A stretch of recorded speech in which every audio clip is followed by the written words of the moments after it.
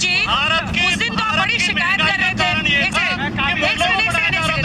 सुषपाल मुझे एक सेकंड सवाल तो सुनिए। उस दिन आप बड़ी शिकायत कर रहे थे कि हमें तो लाठी डंडा लेने पर मजबूर कर दिया, कोई बीजेपी वाला भी नहीं बोला सदन में, कोई हमारी तरफ से नहीं बोला। 2 दिन हमने शोर मचाया है अंजना जी देश में। शोर नहीं कहते सर, इसको उत्पात और अपराध कहते हैं। हमने यूपी नहीं आप अपराध कहते हैं इसको।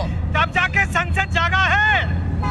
देश का उपराष्ट्रपति जो सभापति है राज्यसभा के, वो 2 दिन बाद बोले हैं। मैं आपको बता दूं आज खड़गे क्यों बोले हैं। अरे शहीद भगत सिंह को आप नहीं चाहते थे, सुभाष चंद्र बोस को आप नहीं चाहते थे, देश का बंटवारा नेहरू ने प्रधानमंत्री बनने के लिए 10 लाख हिंदुओं को कटवा दिया। तुमको वो भी अच्छे लगते थे पाकिस्तान वाले। अरे इस देश में कितना कत्लेआम कराना चाहते हो भाई। अब तुम्हारे को हम पसंद नहीं है, खड़गे करनी सेना का नाम ले रहे हैं।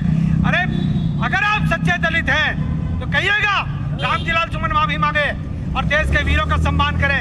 अगर आप सम्मान नहीं कर सकते तो अपमान करने का अधिकार उठाइए। रामजी लाल सुमन माफी मांगे, माफी मांगने में क्या अड़चन है? इसका पॉइंटेड जवाब जी ने 2 नाम लिए, शहीद भगत सिंह का, सुभाष चंद्र बोस का। माफी मांगने में क्या अड़चन है? शहीद भगत सिंह नास्तिक थे और समाजवादी थे। नास्तिक थे। हिंद फौज बना रहे थे, उन्होंने कहा अंग्रेजों की फौज छोड़कर हमारे साथ आ जाओ। तो तब सावरकर और गोलवलकर अंग्रेजों की फौज में भर्ती के लिए अभियान चला रहे थे। हाँ, नाम अपने वालों का लो, जिनके खिलाफ आप सुनिए उनके नाम मत लो। आपको आज सावरकर याद आ गया? गांधी की हत्या करने वाला गोडसे आरएसएस का मेंबर था, समाजवादी नेता राम मनोहर लोहिया। आप राम मनोहर लोहिया किसके साथ और किसके विरुद्ध समाजवादी नहीं थे? वो राष्ट्रपति माफी मांगने में क्या अड़चन है? आप राम मनोहर लोहिया के ऊपर राजनीति करते हैं। अरे भाटी जी उनसे मत भिड़िए, मुझसे बात कीजिए। माफी मांगने में क्या अड़चन है? राम मनोहर लोहिया के परिवार को आपने कितना सम्मान दिया। क्या मुस्लिम वोटों की नाराजगी का डर है? रामजी लाल सुमन माफी क्यों नहीं मांगते इस पर? नहीं देखिए, मैंने शुरू में जब आप कह रहे हैं वो महान है, वो गद्दार कह रहे हैं। आपने जब मुझसे शुरुआत में पूछा, मैंने उनकी माफी मांगने में क्या अड़चन है ये बता दीजिए। ये तो उनसे बात करके ही पता चलेगा, लेकिन माफी किस बात के लिए मांगे? वो एक तथ्य तो रखा उन्होंने। मतलब अखिलेश यादव कह रहे हैं तो रखा राणा सांगा महान थे, राजकुमार भाटी कह रहे हैं राणा सांगा महान थे, परंतु रामजी लाल सुमन माफी नहीं मांगे। मानता हूँ मैं तो रामजी लाल सुमन माफी नहीं मांगे। वीर थे। एक लाइन अंजना जी, यहाँ विषय सिर्फ राणा सांगा और रामजी लाल सुमन तक नहीं है। अखिलेश जी तो ये भी बोले कि उनको गाय से बदबू आती है। इसका क्या लेना देना है भाई? गाय से नहीं, गौशालाओं के गौशालाओं से। हाँ, गौशाला के भ्रष्टाचार से। अच्छा, ये चारा खा रहे हैं, गौशाला देके पैसे घुमाते हैं। योगी जी चारा के लिए पैसा भेजते हैं और खा जाते हैं बीच में। अब सुनिए, अब मैं उस भ्रष्टाचार से बदबू आ रही है। राजकुमार भाटी, आपने और मैं और आप दोनों किसान के परिवार से हैं। क्या मेरी माँ ने और आपकी माँ ने गोबर से उपले नहीं थे पे क्या? और उसी उपले की रोटी से हमने अपना पेट नहीं भरा क्या? हम लोगों ने भैंसे चराई, गाय चराई और उपले की रोटी खाई। आज अखिलेश यादव को बदबू आती है। अरे वो उसको भी माफी मांगनी चाहिए। आपका एकदम पॉलिटिकल एजेंडा लगता है मुझे सूरजपाल जी। बात कर रही हो आप अखिलेश बाबू कांग्रेस है, अखिलेश को कुछ नहीं आता है।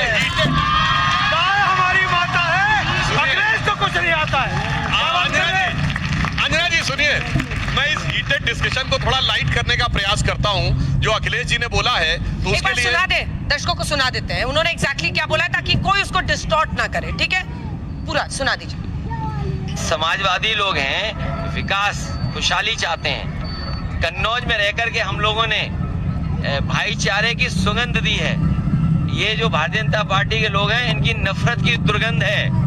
मैं तो कन्नौज के सुगंध वाले लोगों से कहूंगा, ये भारतीय जनता पार्टी की दुर्गंध को हटाएं। अभी तो थोड़ी हटाई है, अगली बार और हटा दो, जिससे कि कन्नौज का विकास रुका हुआ आगे बढ़ जाए। आप बताइए, दुर्गंध पसंद करते हैं इसीलिए गौशाला बना रहे हैं, हम सुगंध पसंद कर रहे थे इसलिए इत्र पार्क बना रहे थे। अब मैं इस पे बोलना चाहता हूँ। देख के मुझे क्या लग रहा है कि श्री रामचंद्र कह गए, सिया से ऐसा कलयुग आएगा, गोपालक श्री यदुवर कुल में ऐसा नेता आएगा कि बकरे कटने में खुशबू लगेगी और गोमाता में बदबू पाएगा। और एक और बात कहना चाहता हूँ, एक मिनट। और जिसको सबसे ज्यादा दुर्गंध नजर आती है तो मैं कहना चाहूंगा, गोमूत्र का anti fungal, anti bacterial medicinal patent है यूएस पे। पेटेंट नंबर है 6410059। अखिलेश यादव जाके देख लो। और चलो एक दोहा सुधांशु जी ने बोला, एक मुझे भी याद आ गया। बहुत अच्छा। सीता माता रो रही बीजेपी के काम से, सारा चंदा खा गए मेरे पति के नाम से। राम के नाम पे जो आपने घोटाले किए हैं, राम के नाम पे जो आपने लोगों को ठगा है, भैया सीता और मैया आपने आपको कह गई क्या? अभी अंजना जी, अरे सीता मैया अंजना आपको कह गई क्या? आपने अभी बाइट सुनवाई अखिलेश जी की। अरे जैसे मुलायम अखिलेश सिंह जी कह रहे ने हैं, कार सेवकों के ऊपर गोलियां आप चलवाई, कंट्रोल तो उनके करिए अपने प्रवक्ता सीता को डिबेट। भैया कह रहे हैं। माइक नीचे वो कह रहे हैं बोले। अभी अखिलेश जी की आपने बाइट सुनवाई, वो कह रहे हैं बीजेपी की नफरत से दुर्गंध आ रही है। तो क्या गलत कह रहे हैं? ये जो पूरे प्रदेश में, पूरे देश में नफरत फैला रहे हैं। गौशाला का जिक्र तो उन्होंने ऐसा इसलिए किया कि दर्जनों गौशाला हैं जिनमें मरी हुई गायें सबने देखी हैं। ठीक है, चलिए अब कुछ जेसीबी से उठा के फेंकी गई हैं। अभी तक इस पूरी डिबेट में आपने काफी सारी खबरें खो दी हैं, तो मैं पूछना चाहता हूं कि कब तक आप ये खबरों को खोद के इस देश को बांटते रहेंगे, क्योंकि और तो कुछ हो नहीं रहा है। मेरा सवाल ये है कि भारत के लिए इतने बहुत बड़े बड़े लोगों ने अपनी बलिदान दी है, तो उनके बारे में क्यों मजाक उड़ाया जा रहा है? और ये जो आप कह रहे हैं कि उनने धोखा दिया था, तो ये आपको सूत्र इसके कहाँ से मिल रहे हैं? बाबरनामा से या फिर आपकी कोई अपनी बनाई हुई रिसोर्स? और जब आप भी उनको वीर मानते हो तो आपको सॉरी बोलने में इतनी दिक्कत क्यों हो रही है? जी, मेरा प्रश्न ये है कि आप लोग ये कर रहे हो कि जाति प्रजाति को लेके हमेशा कुछ ना कुछ होता रहता है आजकल। क्या ये एक तरीका है, एक प्रोपेगेंडा है मेन मुद्दों से लोगों को भड़काने का? मणिपुर वाला वो हुआ, कांड हुआ, कुंभ मेला में स्टैम्पीड हुआ, रेप केस हुआ कोलकाता में, क्या समय राणा वाला पे ज्यादा कवरेज दिया गया? क्या ये सब एक प्रोपेगेंडा है, लोगों को भड़काया जा रहा है ताकि मेन मुद्दों से नजरें हटाई जा सके?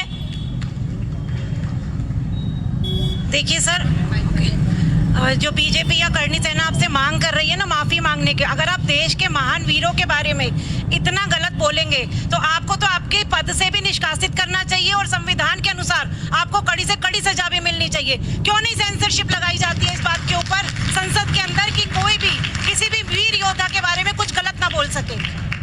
वैसे ये लोग सारे के सारे मतलब बीजेपी के ऊपर ये हिस्ट्री डिस्टॉर्शन का ब्लेम लगाते रहते हैं कांग्रेस वाले, लेकिन जब अब बोलने का टाइम आया तो ये बिल्कुल चुप रहते हैं अपनी बातों पे, बिल्कुल वो सॉरी भी नहीं बोला जा रहा है। जो भी संसद का स्टेटमेंट था वो बहुत गलत था, I completely agree, but on one hand आप लोग को लगता है कि हम एक जो यूथ है, as a student we need to be educated, हम लोग को वीरों के बारे में पढ़ना चाहिए। ऑन द अदर हैंड आप हमला करवाते हो, तो how far is it justifiable and कौन रिस्पॉन्सिबल? पुलिस पर जवाब लेंगे आखिरी के 2 हमला बिल्कुल नहीं होना हमारे चाहिए। मैं आप सबसे ये पूछ रही हूँ मैं आप सबसे ये पूछना चाहती हूँ कि हमारे नेताओं को हमारे वीरों के अपमान का अधिकार किसने दिया है?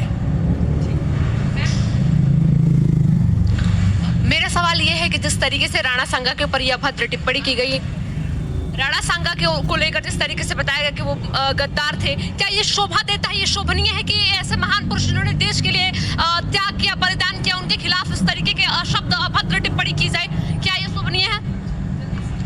मेरा सवाल ये है कि ये जो प्रोपेगेंडा चलाया जा रहा है, ये सिर्फ एक प्रोपेगेंडा है या 2027 की चुनाव की तैयारी है? जो 21% दलित वोट आप मांगना चाहते हैं और यूपी में अपना स्थान बनाना चाहते हैं? चलिए अब जवाब सबसे लेते हैं, माफी मांगने में क्या प्रॉब्लम है? तीनों के सवाल मुझे याद है, मैं लूंगी। कोई आदमी अगर गलती करता है, गलत बयान देता है, उसे माफी मांगने में कोई दिक्कत नहीं होनी चाहिए। आदमी के बड़प्पन का प्रतीक होता है, बड़े हृदय का प्रतीक होता है। लेकिन जो भाई ने सबसे पहले सवाल पूछा था इधर से किसी ने कि गड़े मुर्दे क्यों उखाड़ते देश में और तो कुछ हो नहीं रहा, तो ये दोनों बातों के जवाब तो सुधांशु जी को देना चाहिए। हाँ, वो इसी का जवाब नहीं है, कब्रें तो यही उखाड़ते हैं और देश में कुछ और हो भी नहीं रहा। और आप क्या करेंगे, उनके खिलाफ क्या कार्रवाई करेंगे? अगर उन्होंने एक सांसद के घर पर हमला बोला है ऐसे, तो क्या कार्रवाई करेंगे आप? या फिर माफ कर देंगे क्योंकि आपकी आइडियोलॉजी को सपोर्ट करते हैं? जो लोग ये कहते हैं कि आक्रमण करना, मैं मानता हूं कि हिंसा का प्रयोग गलत है, परंतु मायावती जी पे तो छोड़िए, उदयपुर में कन्हैया लाल साहू का सर तन से जुदा कर दिया गया था, कोई बोला था? बोलिए, कोई बोला था? और कन्हैया लाल साहू ओबीसी समाज से थे, तब जात नहीं दिखी थी।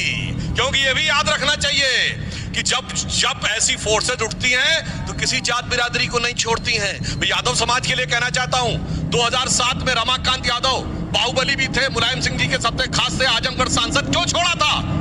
क्योंकि जब दंगा हुआ तो यादवों को नहीं बख्शा गया था और मुलायम सिंह जी की सरकार से रिएक्शन में छोड़ा था।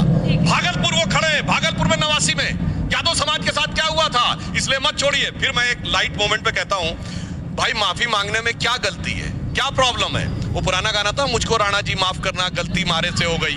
तो एक लाइन कहना चाहता हूं इन लोगों की तरफ से कि मेरी सारी बुद्धि और इज्जत मैं काले मार्क्स और मौलाना के कदमों में जाके सो गई। मुझको राणा जी माफ करना, गलती मारे से हो गई। लेकिन आपको सूरजपाला मुझे इस बात का जवाब देना होगा। युवा पूछ रहे हैं, आप क्या एग्जाम्पल सेट कर रहे हैं? आप यहाँ भी कहते हैं कि उनको बुलवाएंगे, माफी करवाएंगे। सर, कचहरी जाना होगा, थाने जाना होगा, वही रास्ता है। लाठी लेकर आप नहीं निकल सकते, ना बच्चों को उकसा सकते हैं। आप तो यहाँ पर खड़े हैं, उनमें से कई हैं जो हिरासत में लिए गए। ये कोई तरीका थोड़ी होता है। हम लोकतंत्र में कानून व्यवस्था से जीते हैं, हमले से नहीं जीते हैं। ना हमले से आप किसी को झुका सकते हैं। 23 साल की उम्र में भगत सिंह जी को फांसी हो गई थी, सुखदेव को, राजगुरु को। मैं अखिलेश यादव को एक बात कहना चाहता हूँ, रामजीलाल सुमन के लिए और प्रवक्ता महोदय के माध्यम से, आज तक के माध्यम से कर रहा हूँ। सरफरोशी की तमन्ना अब हमारे दिल में है।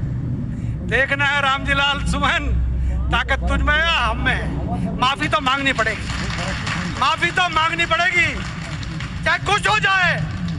पूरे देश के अंदर चक्का जाम करने की ताकत हम भी रखते हैं। अगर अखिलेश यादव आपने ठान लिया है और आपके सांसदों ने ठान लिया है, तो महावीरों का और महापुरुषों का अपमान इस हिंदुस्तान में नहीं होने देंगे। ये नेहरू और राहुल गांधी की मम्मी का देश नहीं है, ये हिंदुस्तान है।